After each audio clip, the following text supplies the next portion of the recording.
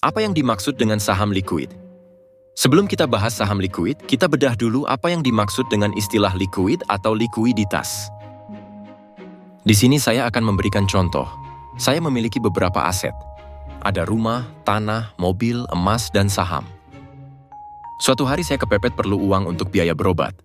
Di antara aset yang saya punya ini, kalau saya jual, yang mana yang paling cepat terjualnya? Apakah rumah, tanah, mobil, emas, atau saham? Kalau rumah sih agak lama untuk cari pembelinya.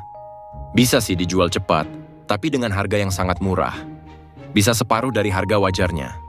Bisa dibilang jual rugi lah. Begitu juga kalau kita jual tanah. Jadi kesimpulannya, rumah dan tanah butuh waktu untuk merubahnya menjadi uang di saat kita perlu. Nah, bagaimana kalau dengan mobil? Mobil ini bisa dibilang lumayan bagus nih. Kita bisa jual cepat ke showroom mobil bekas. Ya tentu dengan harga jauh di bawah harga pasaran, bisa dibilang jual rugi juga lah. Jadi mobil bisa dikatakan agak murah untuk merubahnya menjadi uang saat kita butuh. Tapi, uang kita berkurang banyak saat menjualnya kepepet. Sekarang emas. Semua tahulah, apalagi ibu-ibu. Menjual emas sangatlah mudah dan cepat. Tinggal bawa ke toko emas, timbang, lalu jual, selesai. Harganya pun kalau dijual mendadak tidak berkurang. Jadi dari 4 aset yang saya miliki, rumah, tanah, emas. Emaslah yang paling cepat bisa dijadikan uang saat kita kepepet butuh uang, dan harganya tidak berkurang dijual saat kita kepepet. Nah, sekarang saham. Kalau saham likuiditasnya bagaimana nih? Apakah likuiditas saham sama dengan emas? Likuiditas saham dan emas tidak sama. Meskipun keduanya merujuk pada kemudahan aset dijual atau dikonversi menjadi uang tunai tanpa mempengaruhi harga pasar. Saham ini lebih likuid dibandingkan emas. Karena saham diperdagangkan di pasar bursa yang memiliki volume perdagangan tinggi dan jam perdagangan yang teratur. Saham-saham yang populer, seperti saham blue chip, biasanya sangat likuid dan dapat dijual dengan cepat di pasar terbuka. Likuiditas emas fisik, seperti emas batangan atau perhiasan, cenderung kurang likuid dibandingkan saham, karena penjualan biasanya melibatkan proses fisik, seperti penjualan ke toko emas atau dealer. Namun, emas digital atau ETF emas bisa lebih likuid dan dapat diperdagangkan di pasar. Tetapi mungkin tidak secepat saham. Secara umum, likuiditas saham biasanya lebih tinggi. Karena pasar saham yang lebih terorganisir dan volume transaksi yang besar. Emas, terutama dalam bentuk fisik, mungkin memerlukan lebih banyak waktu untuk dijual kembali. Jadi likuiditas itu, seberapa cepat sebuah aset tersebut bisa dijadikan uang. Nah, kita kan sudah tahu nih bahwa saham itu lebih likuiditas dari emas. Sekarang kita bahas apa yang dimaksud dengan saham likuid. Tadi kan kita bahas, likuiditas saham lebih bagus dari emas. Tapi kenapa masih ada saja orang bilang, kalau beli saham, carilah saham yang likuiditasnya bagus. Saran ini seringkali kita mendengarnya.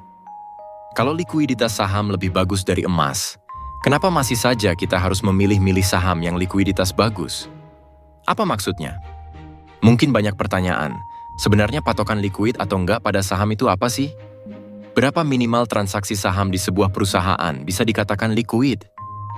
Bagaimana cara mengukur likuiditas saham?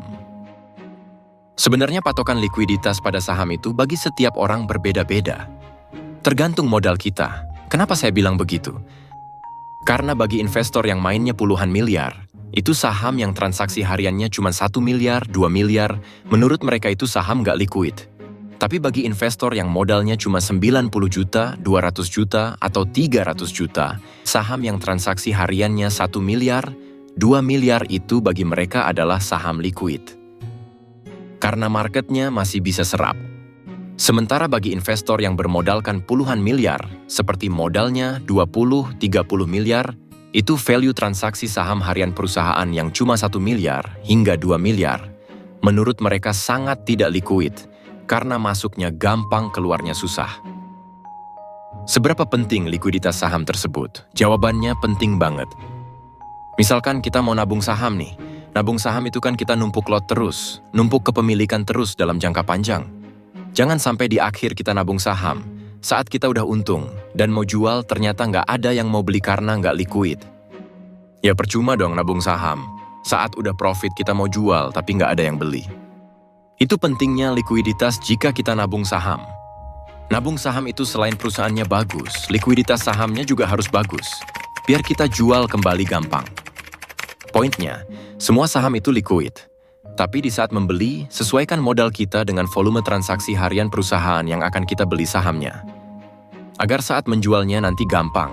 Kalian paham? Saya akan mempermudah. Ada 2 perusahaan nih. Perusahaan A dan perusahaan B.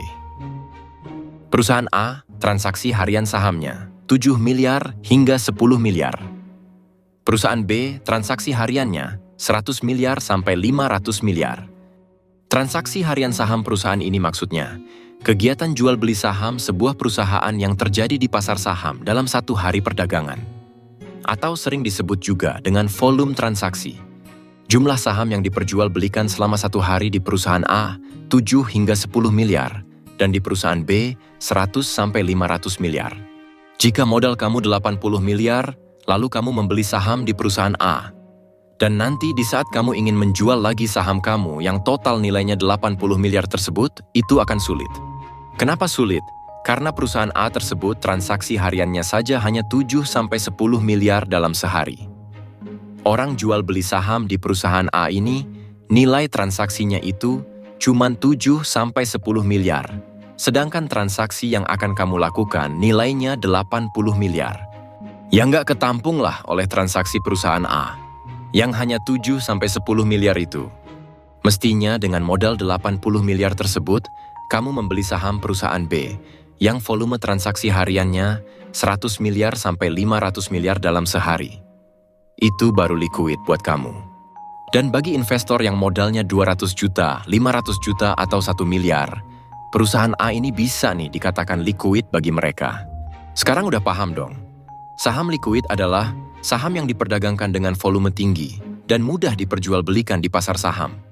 Ini berarti banyak investor yang tertarik untuk membeli atau menjual saham tersebut, sehingga pergerakan harganya cenderung lebih stabil dan tidak terlalu dipengaruhi oleh transaksi individu. Saham liquid biasanya berasal dari perusahaan besar yang dikenal luas memiliki kapitalisasi pasar yang besar. Di Bursa Efek Indonesia, saham-saham yang tergolong liquid biasanya masuk ke dalam indeks seperti LQ45 atau IDX 30. Beberapa contoh saham liquid di Indonesia adalah Bank Sentral Asia, Bank Rakyat Indonesia, Telkom Indonesia, Astra Internasional, dan Bank Mandiri. Saham-saham ini sering diperdagangkan dalam jumlah besar dan memiliki kapitalisasi pasar yang besar. Saham liquid dapat diibaratkan seperti air dalam ember.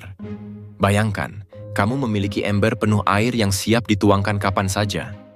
Kapan kamu mau, jika kamu ingin mengambil atau menambahkannya sangat mudah dan cepat dilakukan tanpa hambatan. Sama halnya dengan saham liquid, kamu bisa menjual atau membeli saham tersebut dengan cepat, karena ada banyak orang yang bersedia bertransaksi, sehingga kamu tidak perlu menunggu lama untuk menemukan pembeli atau penjual. Untuk melihat video lainnya dari channel ini, kamu bisa like dan subscribe channel Belajar Saham. Dan sampai jumpa di next video.